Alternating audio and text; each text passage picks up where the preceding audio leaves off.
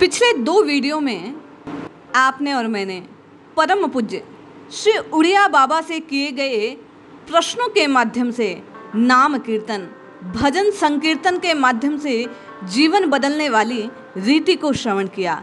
आज इसी श्रृंखला का तीसरा ये भाग आप और मैं श्रवण करते हैं, जिसमें परम पूज्य बाबा द्वारा नाम जप से कैसे निरंतर होने पर हृदय में प्रभाव होता है, कब ज्ञात होता है कि हमारे द्वारा किया गया नाम जप सफलता की ओर अग्रसर हो रहा है, भजन का प्रभाव कैसे चित्त पर क्या क्या अनुकूलता और प्रतिकूलताओं को प्रकट करता है। जय श्री हरि। पूज्य गुरुदेव के चरणों में बारंबार प्रणाम। पूज्य बाबा कहते हैं भजन निरंतर होना चाहिए, यदि उसमें एक भी क्षण का व्यवधान होगा तो कई दिनों की संचित पूंजी न कहीं चली जाएगी।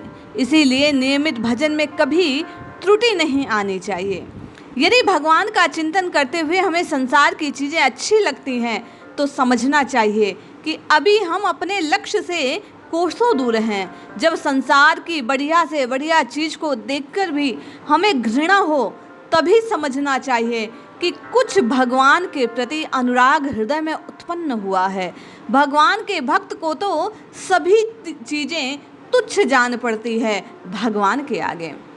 बाबा कहते हैं भक्ति और ज्ञान की प्रतिक्षण वृद्धि होनी चाहिए, परंतु हमें मालूम नहीं होता। एक माला जपने पर भी भक्ति बढ़ती है।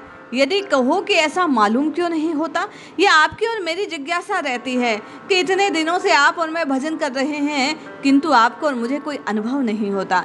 तो बाबा महाराज इसी संशय को दूर करते हुए कहते हैं कि ऐसा मालूम इसलिए नहीं होता कि जिस प्रकार बहुत भूखा कोई व्यक्ति हो उसको अत्यंत थोड़ा सा भोजन दे दिया जाए तो उसका प्रभाव उसको जान नहीं पड़ता।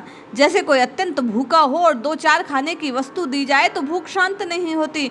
इसी प्रकार जब तक आप और मैं दिन रात भजन की रगड़ को ना जानेंगे ना करेंगे तब तक अनुभव नहीं होगा। दिन रात भजन करना हो तो मानो दिन रात विषयों से युद्ध करना पड़ता है। हम हंसना रोना भी नहीं जानते। यदि हमें हंसना रोना आता तो हम प्रभु के लिए हंस रोकर उन्हें प्राप्त कर लेते और हमारा काम बन जाता। बाबा महाराज कहते हैं भजन करने वाले का जब तक राग नहीं होता तब तक उसका सच्चा भजन नहीं हो सकता, किंतु राग पहले से नहीं होता। अतः आरंभ में तो नियम से भजन करना चाहिए। ऐसा करते करते भजन में राग होता है, किंतु ऐसा भी तभी होता है जब आदर पूर्वक नियम का पालन किया जाए। बगैर समझे बूझे जैसे तैसे नियम पूरा करने से कुछ नहीं होता। भजन श्रद्धा पूर्वक सत्कार सहित निरंतर दीर्घ काल पर्यंत होना चाहिए। यदि ऐसा न हो तो समझना चाहिए कि भजन के नाम पर कोरा बेगाल टाली जा रही है।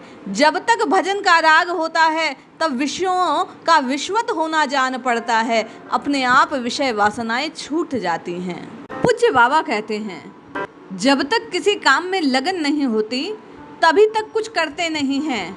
संत श्री नारायण स्वामी जी ने कहा लगन लगन सब कोई कहे, लगन कहावे सोय, नारायण जा लगन में तन मन डारे खोए। भगवत भजन से दिव्य दृष्टि प्राप्त होती है। भजन से अष्ट सिद्धियां निर्विकल्प समाधि की ओर साधक उन्मुख हो जाता है। यदि तुम भक्ति मार्ग में हो तो सब भगवान की सृष्टि है, इसीलिए तुम किसी की निंदा नहीं करते, और ज्ञान मार्ग में हो तो अपनी ही सृष्टि है, फिर अपनी ही बुराई तुम कैसे करोगे। अतः दोनों ही मार्गों में दूसरों की निंदा को अवकाश देना होता है और इसी से भगवत भजन पुष्ट होता है। बाबा कहते हैं एक बार कुछ आदमियों के साथ में ऋषिकेश गया। वहाँ झाड़ियों में एक उच्च कोटि के संत रहते थे। वे बड़े और पीपल के पेड़ों के नीचे इकट्ठे कोयलों की शाही और सरकंडों की कलम से भगवान नाम लिखते रहते थे। वे कहीं जाते आते नहीं। एक दूसरे महात्मा उनके लिए क्षेत्र से भिक्षा ले आते। मैंने उनसे पूछा भजन करना कब छोड़ दें। उन्होंने कहा जब भोजन करने की शक्ति न रहे, अर्थात जब इष्ट देव में मन इतना दृढ़ हो जाए कि कोई चेष्टा करने की शक्ति ना रहे, यह है भजन की अवधि। आजकल तो बिना कुछ किए कृतकृत्य हो जाते हैं।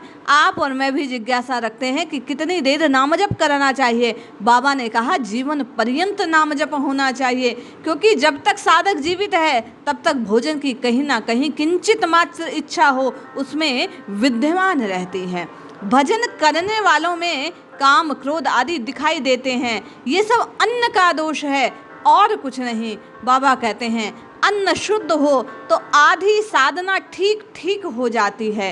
तुमसे यदि पाठ किए बिना ना रहा जाए तो समझो पाठ ठीक है, जप किए बिना ना रहा जाए तो जप ठीक है, कीर्तन किए बिना ना रहा जाए तो कीर्तन असली कीर्तन है। यदि तुम्हारा ध्यान तुम्हारा आहार होगा तो यह आहार कम हो जाएगा।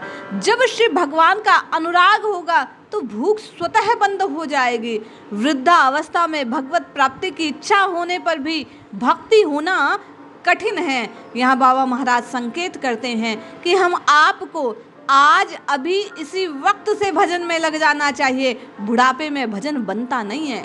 दुनिया का चिंतन छूटा और भगवत चिंतन होने लगा, यही वास्तविक मुक्ति है। भगवत स्मरण और भगवत भक्तों का संग करना भक्तों का मुख्य कर्तव्य है, क्योंकि संतों की वाणी में आपने और मैंने बारंबार श्रवण किया है कि भगवत भक्तों का संग भगवान में अनुराग को प्रदान करता है। भगवान में प्रेम हो जाने पर मन, वाणी, श्वास और शरीर सभी स्थिर हो जाते हैं। श्री बंगाली बाबा कहा करते थे कि वृंदावन में मेरे साथी एक महात्मा थे।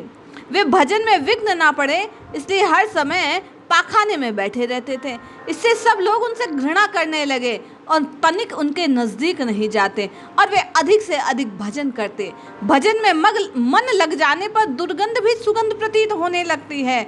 भगवत भक्तों के मुख्य कर्तव्य है भक्ति विरोधी ग्रंथ न पढ़ना, भगवान नाम जप और कीर्तन को ही अपना मुख्य साधन बनाना, उन सत्पुरुषों का संग करना जिनसे अपना इष्ट मिलता हो, सांसारिक चर्चा न करना, किसी की भी निंदा बुराई आदि ना करना, अपनी निंदा सुनकर क्षुब्ध ना होना, सर्वदा स्वयं अमानी रहकर सबको मान देना, सदाचार और सरलता के समय बिताना, प्रतिष्ठा से सर्वथा दूर रहना, प्रतिष्ठा होने पर दुख मनाना, सत्य, मृदु और परिमित उचित भाषण करना, क्रोध रूपी शैतान से दूर रहना, स्त्रियों में एकांत में बातचीत न करना, प्रतिदिन एकांत में 2 घंटे भजन करना और रात्रि के अंतिम प्रहर में 3 से 5 बजे तक मुख्यतया ध्यान अभ्यास करना चाहिए।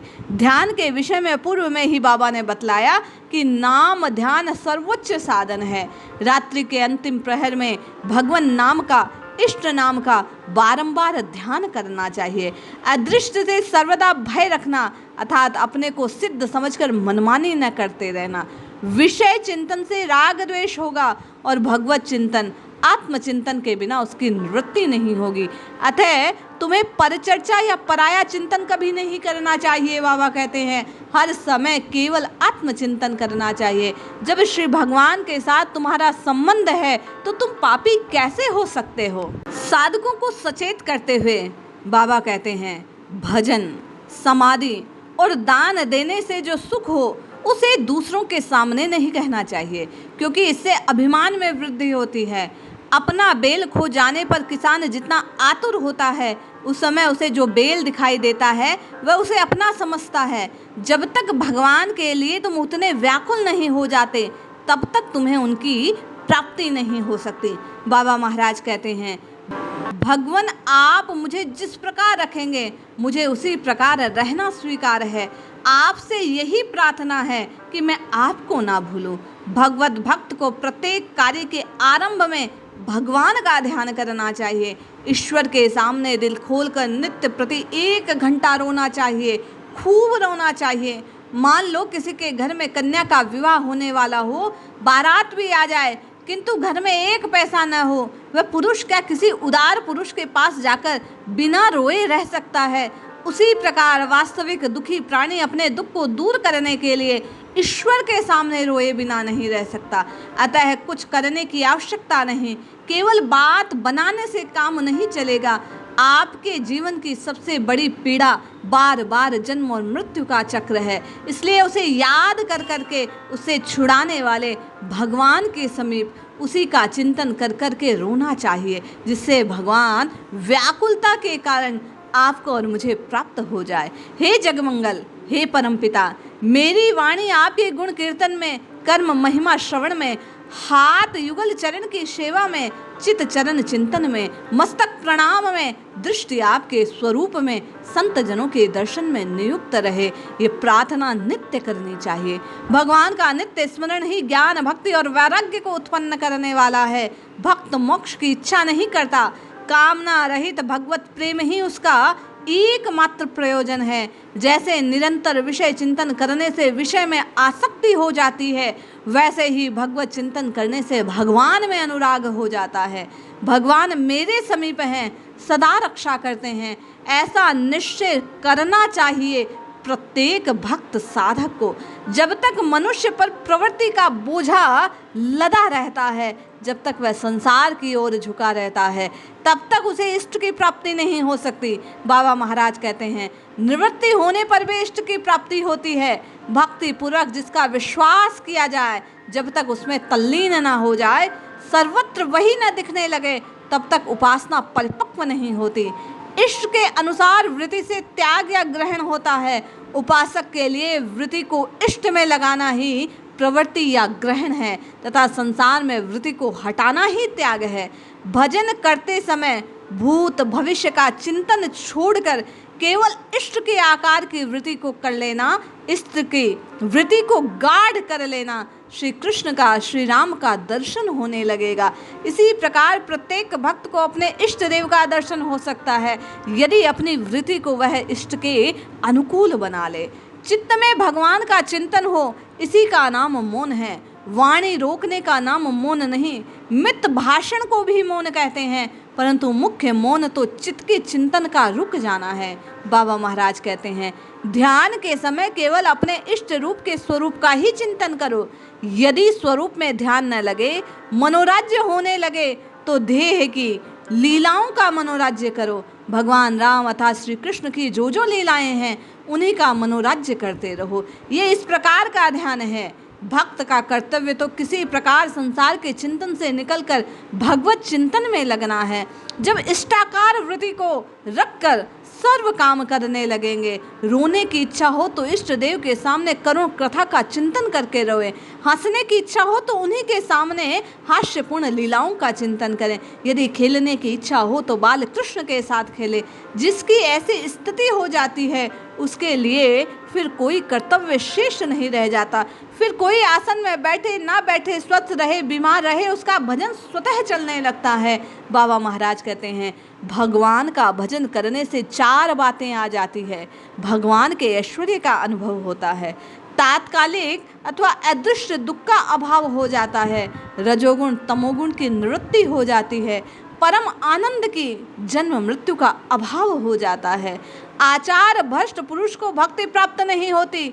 असात्विक आहार, काम्य कथा, प्रम्य भावनाओं का त्याग करने से भक्ति का उदय होता है। भक्तों के चरित्र पढ़ने से भजन में जितनी रुचि बढ़ती है, उतनी भगवान के चरित्र को पढ़ने से भी नहीं होती। अतः साधकों को चाहिए कि भक्तों के चरित्र भगवत चरित्रों से बढ़कर जाने, सम्मान पूर्वक पढ़े और सुने।